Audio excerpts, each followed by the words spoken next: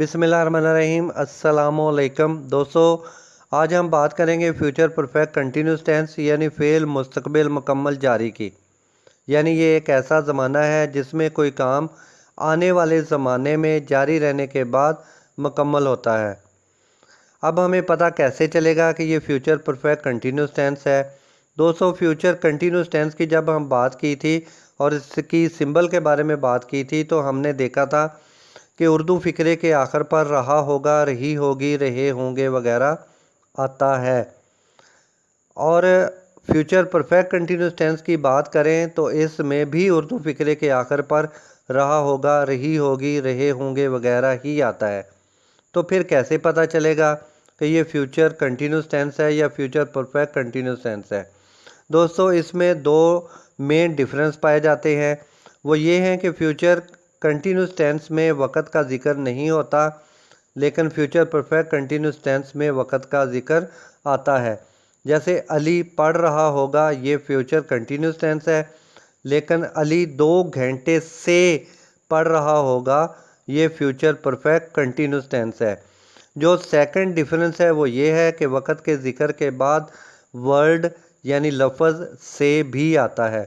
तो वक़्त का ज़िक्र भी आता है और साथ से भी आता है, तो ये फ्यूचर परफेक्ट कंटिन्यूस टेंस कहलाएगा। सेकंड सेंटेंस देखें हम, 3 बजे से पतंगे उड़ा रहे होंगे। इसमें भी देखें कि एंड पर रहे होंगे आया है, लेकिन वक़्त का ज़िक्र 3 बजे और साथ से भी आया है। दोस्तों, अब हम ये देखते हैं कि हमने पहचान लेने के बाद सेंटेंस को इंग्लिश में ट्रांसलेट करना है, वो कैसे करेंगे। मिसाल के तौर पर अली 2 घंटे से किताब पढ़ रहा होगा, इसको कैसे हम इंग्लिश में ट्रांसलेट करेंगे। दोस्तों, एक यूनिवर्सल मेथड है इंग्लिश में ट्रांसलेशन के लिए, क्योंकि लेफ़्ट टू राइट इंग्लिश हमेशा लिखी जाती है। तो जब भी सेंटेंस लिखना होता है तो सबसे पहले सब्जेक्ट लिखा जाता है, उसके बाद हेल्पिंग वर्ब, फिर वर्ब, ऑब्जेक्ट, फिर सिंस या फॉर। ये आते हैं सिर्फ फ्यूचर परफेक्ट कंटिन्यूस टेंस के अंदर, सिंस और फॉर और टाइम। ये तो यूनिवर्सल मेथड है, लेकिन अगर हम सिर्फ फ्यूचर परफेक्ट कंटिन्यूस टेंस की बात करें तो इस हवाले से हमारा जो मेथड होगा वो ये होगा कि सबसे पहले हम सब्जेक्ट लिखेंगे, उसके बाद विल हैव बीन या शैल हैव बीन लिखेंगे। यानी अगर थर्ड पर्सन होगा और सेकंड पर्सन होगा तो उसके साथ हम विल हैव बीन लिखेंगे, और अगर फर्स्ट पर्सन होगा तो उसके साथ हम shall have been as helping verb इस्तेमाल करेंगे। वर्ब के तौर पर हम वर्ब की फर्स्ट फॉर्म के साथ आईएनजी लगाएंगे, उसके बाद ऑब्जेक्ट जो भी सेंटेंस में इस्तेमाल किया जाएगा वो इस्तेमाल करेंगे। सिंस और फार का भी हम इस्तेमाल करेंगे, और सिंस या फार के बाद हम वक़्त का ज़िक्र करेंगे। जिस तरह अली 2 घंटे से किताब पढ़ रहा होगा, इसकी हम ट्रांसलेशन करेंगे, Ali will have been reading a book for 2 hours. Ali subject है, विल हैव बीन ये हेल्पिंग वर्ब है, रीडिंग ये वर्ब है, ए बुक ऑब्जेक्ट है, सिंस और फार का इस्तेमाल में से हमने फार लगाया।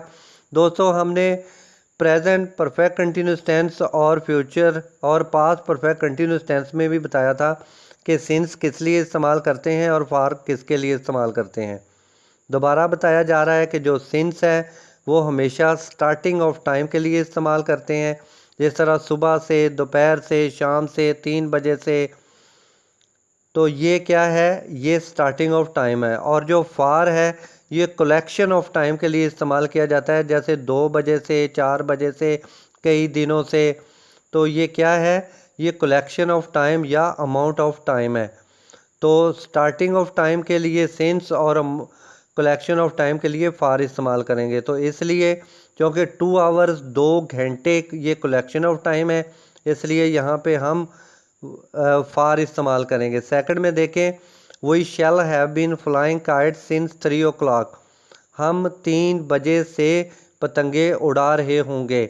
यहाँ पे हमने पर्सन भी चेंज किया, फर्स्ट पर्सन के साथ शैल हेल्पिंग वर्ब, और इसके एडिशनल जो हेल्पिंग वर्ब है हैव बीन वो इस्तेमाल किए। We shall have been flying kites since 3 o'clock। यहाँ पे देखें हमने सिंस लगाया क्योंकि 3 o'clock 3 बजे से, तो 3 बजे से क्या है, स्टार्टिंग ऑफ टाइम है, इसलिए यहाँ पे हमने सिंस लगाया। तो ये पॉजिटिव सेंटेंसेस बनाने का तरीका था। अब हम देखते हैं कि नेगेटिव सेंटेंसेस किस तरह बनाने हैं। दोस्तों, नेगेटिव सेंटेंस बनाने के लिए वेरी सिंपल मेथड ये है कि हेल्पिंग वर्ब के बाद नॉट लगा दें। और इन फ्यूचर सेंटेंसेस में आपको पता है कि जो मेन हेल्पिंग वर्ब होता है वो विल या शैल होता है। विल या शैल के बाद नॉट लिखें, बाकी सेंटेंस सेम लिख दें तो ये नेगेटिव हो जाएगा। जिस तरह Ali will not have been reading a book for 2 hours, ये देखें बिल्कुल पॉजिटिव सेंटेंस की तरह लिखा है, लेकिन विल के बाद नॉट लगाने से ये नेगेटिव बन गया।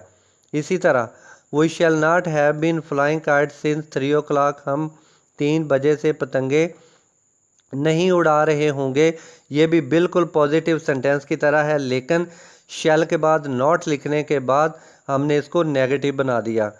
इसी तरह दोस्तों, इंटेरोगेटिव सेंटेंसेस के लिए भी एक वेरी सिंपल मेथड है। वो ये है कि हेल्पिंग वर्ब को, यानी मेन हेल्पिंग वर्ब यहाँ पे जैसे विल या शैल है, इनको सेंटेंस के शुरू में लिखें और इसके बाद सब्जेक्ट लिखें, और जो एडिशनल हेल्पिंग वर्ब्स हैं यानी हैव बीन उसको बाद में लिखें। बाकी सेम सेंटेंस लिख के एंड पे मार्क ऑफ क्वेश्चन लिखें, तो ये सेंटेंस इंटेरोगेटिव यानी छोटा सवालिया बन जाएगा। छोटा सवालिया की बात करूं तो ये ऐसे सवालिया होते हैं जिसके जवाब हम हाँ या ना में दे सकते हैं। मिसाल के तौर पर will Ali have been reading a book for 2 आवर्स, क्या अली 2 घंटों से किताब पढ़ता रहा होगा। अब ये ऐसा सवाल है जिसका जवाब मैं यस या नो में दे सकता हूँ। अगर वो पढ़ता रहा होगा तो यस, और अगर नहीं पढ़ता रहा होगा तो नो। इसको मैं छोटा सवालिया कहूँगा, आप भी कह सकते हैं। Shall we have been flying kite since 3 o'clock, क्या हम 3 बजे से पतंगे उड़ा रहे होंगे। यहाँ पे भी देखें, सबसे पहले मेन हेल्पिंग वर्ब शैल, फिर वर्ब, फिर एडिशनल हेल्पिंग वर्ब, और फिर इसी तरह तरतीब जैसे हमने पहले याद की, ये उसी तरह ये जो है छोटा सवालिया बन गया। क्या हम 3 बजे से पतंगे उड़ा रहे होंगे। दोस्तों, अब हम बात करते हैं बड़ा सवालिया। बड़ा सवालिया क्या होता है? ऐसा सवालिया जिसका जवाब हम हाँ या ना में नहीं दे सकते हैं। इसके लिए हमें पूरी स्टेटमेंट देना पड़ती है। मिसाल के तौर पर why will Ali have been reading a book for 2 hours, Ali 2 घंटे से किताब क्यों पढ़ रहा होगा। अब क्यों जो वर्ड है इसको हम क्वेश्चन वर्ड या सवालिया लफ्ज़ कहते हैं। इसके लगाने से ये बड़ा सवालिया इसलिए बना कि इसका जवाब मैं हाँ या ना में नहीं दे सकता। तो ये WH फैमिली भी कहलाती है, जिस तरह व्हेन, वेयर, वाई वगैरह ये तमाम क्वेश्चन वर्ड कहलाते हैं और WH फैमिली कहलाती है।